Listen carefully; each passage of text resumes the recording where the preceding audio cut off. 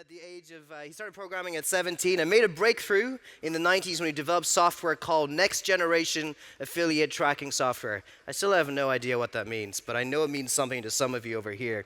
He used the money to buy various companies, including, and later established, the adult website conglomerate Manwin, now MindGeek. He's got nice titles like ruler in the realm of lust. He's also sometimes known as the king of porn.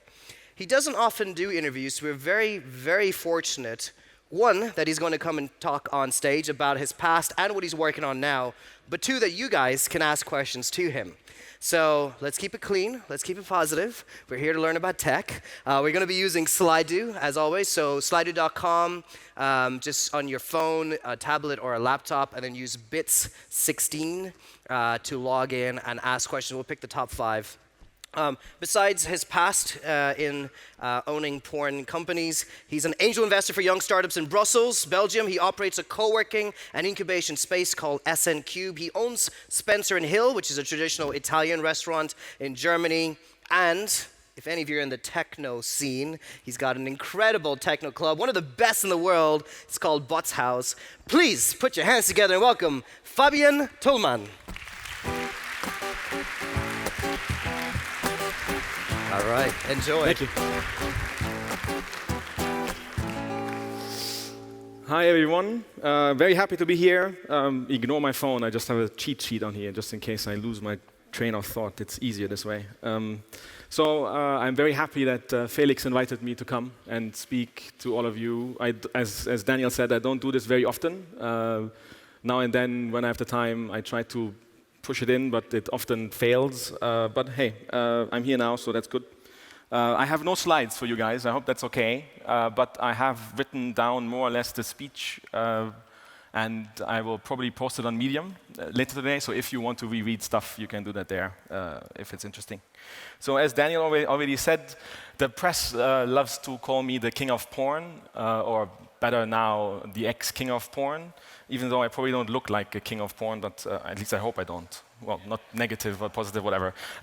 But yes, so the reason for that is that between 2007 and 2013, I built the company Manwin, which today is called MindGeek. It still exists, it's still there, it's still as big as it was when I sold it. Not much changed in it, but yeah. And this company is pretty much the biggest player in porn online and offline today also. As interesting, just to see what happens if I ask this, how many of you have never, please, never visited a porn site? I love the honesty, that's awesome. I don't believe you there. There, okay, I just needed to see that. It's always interesting to see how honest people are, but that's great. So I sold the company to the management in 2013. And at the time, we had 8 offices around the world, in Luxembourg, Cyprus, Hamburg, London, Dublin, in Los Angeles, Miami, and Montreal. Over 1,200 employees, which is roughly 4 times the size of Playboy ever was, for example, just as a reference to understand how big the company was.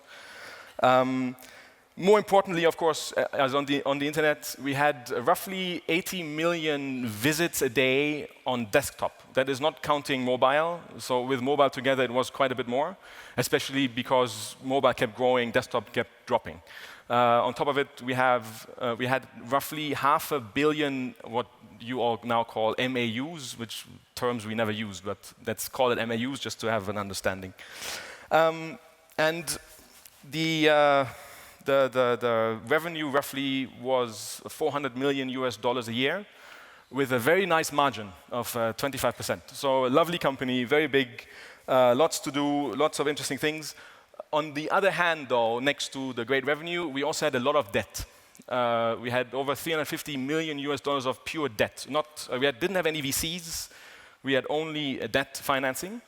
And that makes it a bit different than startups today, how they do it, or startups in general in the normal business world do it. And yeah, we had no VCs, just pure debt. But I'll give you some more stats about the whole porn business at the end if anyone is interested. I have some funky figures. It's always funny to mention them. But I'm not really the stereotype guy that does porn, right? I mean, I don't look like one. I don't look like an actor. I don't look like the typical guy that owns a strip club or something like that. But the reason that Manwin was so successful is greatly because of that fact, because I looked at everything very differently than the guys that were running sites otherwise, and businesses. But let's get a bit more detail in so you understand what happened. So in 1997, I was 19. I was a geek completely. I did a lot of chatting online. And I was a programmer, self-taught, programmed stuff for servers mainly, because a couple of years before there was this meetup in a communal house where lots of people came and brought their big computers, big monitors, lots of heavy lifting, and brought them there to experience Linux and the internet for the first time. It was like 95 or something like that. So everyone installed Linux, and the first thing everybody did after installing Netscape was go to playboy.com. Everyone. That was impressive. I thought that this always stick in my mind. Maybe this is one of the reasons why I started where I started, but I don't know. So so I was in chat rooms a lot, and I did programming for servers, statistics mainly, and I did what today is called pixel tracking, basically. I did it already back then, and I started a company, or kind of company, with my brother together, and we were thinking about selling this kind of a service to big companies. And me living in Belgium at the time, don't knowing anything about VC world, not living in San Francisco, not figuring out how could I get cash to actually start this kind of thing, and I guess being lazier than I am today, in the end, it didn't start. Nothing really happened, so I kind of fell to sleep again, and the whole idea fell over. But I had the software written, and when I was chatting with all these people online, I was meeting a lot of people in a chat room, which was there for trading of passwords to porn sites. Right? Again, I'm 19 years old, right? Just so it's clear. So you traded passwords to get free porn, basically. And we went and chatted more and more. And some of these people were in the business, actually. So they didn't just hang out in these chat rooms. They actually had sites themselves. Free sites, pay sites, so to pay membership sites. But either way, they were in this business somehow. So I got connected to a group of people that was, back then, quite the pioneers online. Because at least back then, porn was still very much in charge of developing what the net was doing. So some of them had the first affiliate program ever that really let you make money with your traffic. Back then, was the founders of the first payment service provider online. A lot more hacked together than Stripe or stuff like that is today, but still, first way to charge credit cards. And also people that did live video chat stuff, so video, first type of streaming and so on. So all these people were there. So it was a fun crowd, and they all knew I was a programmer, so I connected to them quite well. They always needed a bit of work here and there done. And I also had the statistics service, so I decided to start the statistics service for them, because it was more fun to work with these people, because they had traffic, they had a lot of visitors, so it was more interesting to do it with them than with some mom-and-pop website with 5 hits a day, or 5 hits a week even. They had a few thousand a day, so it was more interesting and challenging. So I did that, and this is kind of how I got into the business. And a few years later, I started a company together with a group of people in New Jersey, where this program that Daniel said comes from. It's called NATS. It's an affiliate tracking program specifically done for membership-based sites, so basically just for porn sites, nothing else. And but through that, I connected to a lot of companies. I got to know a lot of them, 500 or so clients at a later stage. Still today, biggest software in the market in that piece of the net. And it was interesting to learn what worked, what didn't work, and so on and so on. And after some years with that company, I decided to split with them because the vision was different, and it was difficult because I was in Europe always, and the two other owners were in the US, and so they decided stuff without me. So I started splitting off, and I stopped doing this, and I looked around what else to do. So this is kind of when I noticed that, again, all these websites were working quite well, but they were starting to decline here and there. Some of them were struggling because of all the free porn online. The free porn online comes from a very old fact in the affiliate business in porn. It is the fact that everybody generated traffic with offering free videos or photos, and then they would basically sell these people that watch them to buy more content. That's it. That's how it always worked. So this free content got bigger and bigger and bigger and bigger and more and more and more and more, and then tube sites started showing up after YouTube was there. So it got tricky for some of the pay sites. So they were interested to selling at some point because they were in the business for quite some time. So they started to sell or started to look for people to buy, and nobody would buy them. And I decided, hey, let's look at these people. Maybe it makes sense to buy them, buy a few of them together, and together it might work synergy-wise and get better and better. So together with a few others, we decided to do that and started buying a couple of sites. And it worked quite well. I was quite impressed. After a couple of after a year or two, we noticed that we needed a good base, a good structured base on the bottom, which we didn't have because we kept buying stuff here and there, and the people didn't come with them, and so it got complicated. So we were looking around for companies, and we looked at about 200 or so in the business to figure out which ones were good, which ones were bad. You saw a lot of crap, a lot of small ones that didn't make a lot of money because these people that started these sites, they basically started them out of their workshop, and they went and easily made some cash, more than they could make at home working from 5 to 9. So it all went well, and I managed to find a company in Montreal, which was already relatively big back then, and they owned Pornhub, which is another big tube site next to Youporn, which is a bit more known in Germany. And they were ready to sell. The owners, group of 5 guys, didn't want to be in the business anymore. Their wives didn't want them to be in the business anymore. So they had incentives to leave. That was always great to have incentives when you wanted to buy someone. So great. I talked to them. I actually flew to Montreal 3 days or so before Christmas. In a matter of 2 or 3 months, closed the deal, finished, and bought the basis of Manwin, basically, as it is today. And from then on, because the financials of this company were so strong, from any normal tech standpoint, huge margins, making a hell of a lot of money each month, and it made sense for me to try to get some cash from VCs this time, again. But every single time you hear, yes, but there's a problem, you know, the numbers look great, but it's porn. I can't get this past my board, it's impossible. So these are funds that do big pharma and tobacco and so on, right? That's fine, but porn is not. Okay, hey, it's their opinion, it's fine. We looked a lot for cash. We specifically looked for debt because we said, VC themselves, they won't come in, that is going to be even harder. So let's try to find a hedge fund or something like that, a small one, a niche one that will give us some cash. Mainly also because the acquisitions we wanted to do were all quite long-term based, and also the one I did in Montreal, it was a 12, 13 months deal, and you had the problem that there were payments all the time, and I was a bit afraid that the final ones could get tricky to do, and because of cash flow issues and so on. And I wanted to get some cash injection to make sure that we can do these and really grow the company. And it took a bit, but eventually we found a hedge fund, very happy.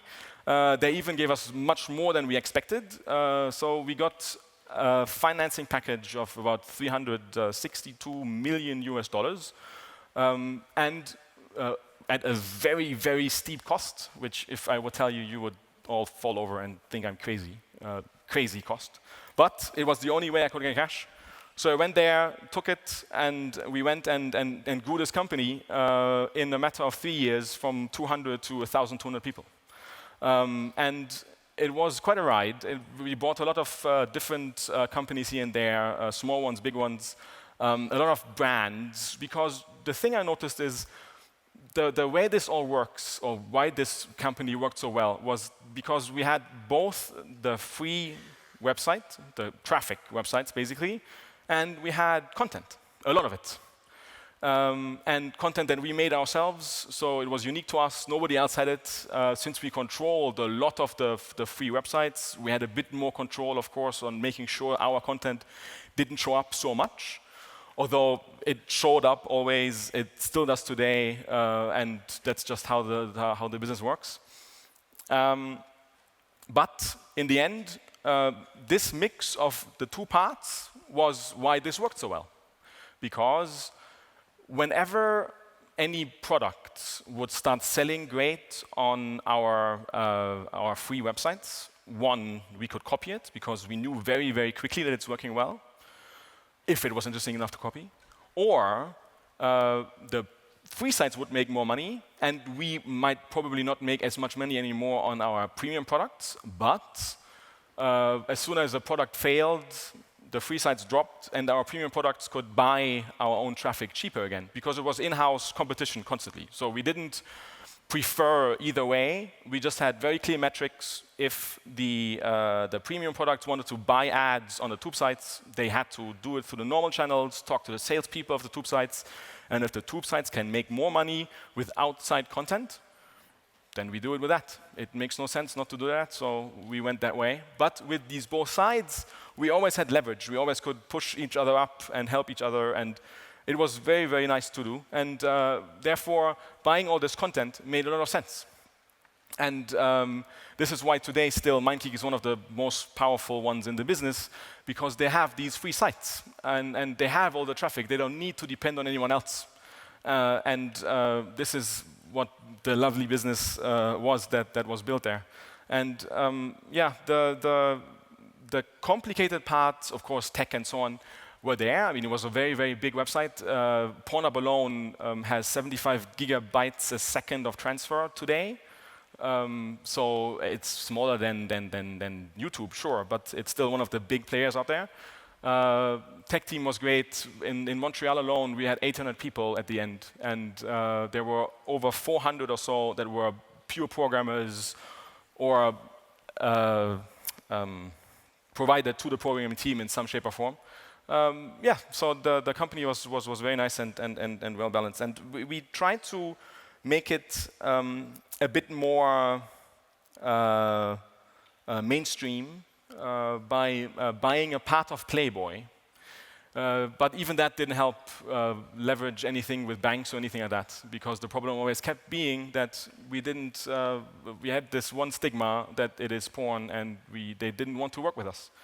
And yes, so at the end, in 2013, the management offered me to buy me out, which was very well received because I was done with the business. It's a fun thing to do a bit, but the way we did it, pure business, it gets stressful quite a bit. And you have so many problems with banks on a personal level and so on that I decided I want to get out of this. So I went out, sold the company to management. And yeah, today I do investments, basically. After a couple of years of downtime, I do investments. Startups, as Daniel said, I own various things here and there which don't really fit, but it's just for fun. And I do investments in various spaces online, mostly tech, but not only. And have a co-working space in Brussels. That's pretty much it. If you want some stats about the business, it is interesting. Let me get you something. One thing I think that is going to be interesting for the men, at least, I think so, at least, it might be, 25% of our traffic is women. That's a fact, okay? So we have very good statistics, so we know. Then this is one of the shockers.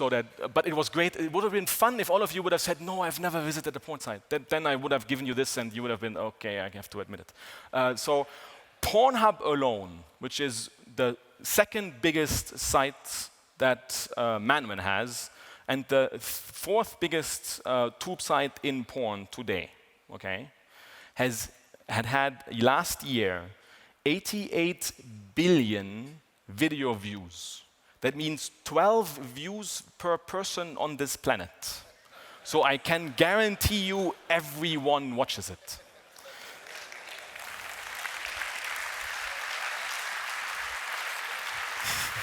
Super. Thank you so much. No worries. Grab a seat, please. Thank you. Woo. That was interesting. That was a lot of cool facts in there. It's a lot that I did not know. All right, so we have Slido up. This is our last session, so if you've got questions to ask, now is a chance. So slido.com, and oh, you all know a joke that I don't know. Okay, really good. Super. We'll take some of these questions. But before that, I have a question for you. Just a general question. You said there's a lot of attention on the websites. There's a lot of traffic. Yes. There are a lot of great stats around it. One of it was 60 million views a day. Yes. If you could take the attention of 60 million views a day to any cause, any initiative, any startup, any focus, what would it be? So the problem is, sadly, or by fact of the business, I guess, Yeah. the people visiting these sites are very focused on something. Okay. True. So I have to admit, we tried doing all kinds of stuff. Okay, not necessarily charity or something like that, but we tried. Obviously, let's try to get the value of the visitor up, and sell TVs to them or computers or stuff. Right? There are people. It's the same guys that go to Facebook. So why wouldn't they? Like, I don't understand. They would. But we tried that. So we placed ads ourselves. Okay. We couldn't find any shop that would let us put them on. So we created our own. And we put ads up to sell TVs. Okay. And I think we displayed the ad to 1 million people or something, or 10 million people, and we sold one. Okay, that's not very good, Fabian. No, I know. No. And you know, this is the thing. So I honestly think that the focus of these people is so clear. Okay. There is no moving them away. They are gonna go there, stay there for 9 minutes, by the way. 9 minutes. Although for some reason people in, I think, India, it's 12. I don't understand. But so they go there for 9 minutes, and then they close the page. Okay. And then it's finished. Okay. All right. Yes. More interesting statistics out there. So I really like some of the questions that are coming in. There's a question about VR technology. Where do you see the disruption with virtual reality in the porn industry? So I get this question a lot, actually. And I have this, people come to me once a month, every 2 weeks, Okay. telling me they have the best new idea for porn. Okay. And I always tell them before even listening, there is no new idea for porn. That is my opinion. Okay. Now, this is tricky, of course. There obviously could be, and I'm sure there will be at some point. But the thing is this, VR is going to be interesting as soon as content is so well done in 3D, because in the end, I think that's the only way to do it, that it looks perfectly live-like. Because the only thing really you can do in VR is we make a scene, right? We have a sofa, I'm sitting here, and the girls all around me. And then I can look around, because what else are you going to do? I don't see it, I'll be honest. Okay. And Fair we tried lots of weird stuff, and it just doesn't change anything in terms of making money. Okay. So, The last question is very interesting. It's from Sweaty Balls. When did you first find out about your passion for? Is it gone? it's on top. Oh, it's on the top. Where did you Yes. first find out about your passion for porn? And I guess and this is a final question. When you were young, did you set out saying, I want to contribute to the porn industry? Or were you just a programmer at heart and the opportunity presented itself and you're like, you know what? let me combine my passions together. Yeah, What no, happened? I did not plan to go into porn. No. Okay. No, definitely a programmer, and that's it. And as I said, the thing was I wanted to do something challenging. And back then, being in Brussels, I couldn't go to Yahoo and start working there. I didn't have really the idea, let's just move to the US. And therefore, I just said, hey, this is a site. This is kinds of sites that have good traffic. It's challenging. It's a bit more complicated than doing simple websites. Absolutely. So I want to work for them, and that's kind of where it came from, and that's really it. And that's how I got started. The thing about if I envision being in porn at some point reminds me of one funny thing. Maybe at the end, I don't know. And one day, after a couple of months after I started Manwin itself, I think, I changed my Twitter profile, okay? And I put porn star on it, okay? Because I thought it's funny, right? A day later, my brother gets a text message from my mom asking, what is he doing? Is he now in films? What's happening? And my brother was all confused. What is she talking about? And he then realized this is because I put porn star on there. So no, but this is the closest I got into being anywhere in the industry in more than just tech. So Okay. The closest I've got is interviewing you right now. My mom is watching as well, so that's very good. That's fantastic. Actually, can we give a hand, please, to Fabian? Excellent. I'll see you backstage. Thank you.